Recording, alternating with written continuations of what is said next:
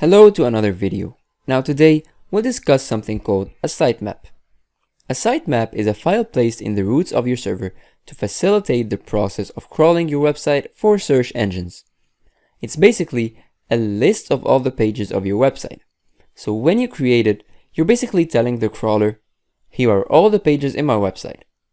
You can crawl them one by one without having to do it manually and check your site for addresses and all of this.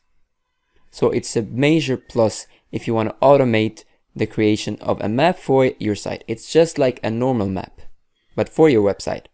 Now there are two ways to create a sitemap correctly. The first one is to write it by yourself. It's very simple. You just open a notepad file and you start writing some tags including your website. Just like this image right here from Wikipedia. Your sitemap should look something like this. Or you can choose the other way, which is to do it through a sitemap generator.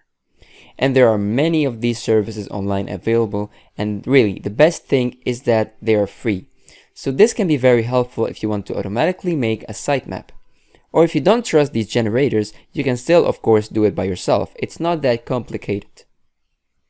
And finally, some tools called webmaster tools, which we'll be dealing with later in our course.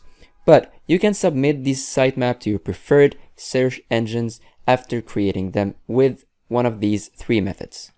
So really, all you have to do is just pick one method and create a sitemap for your website and then submit it to the search engine.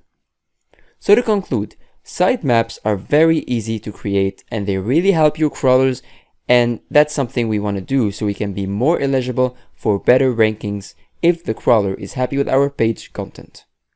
And plus, there's really nothing to lose at all when you're creating a sitemap for your website.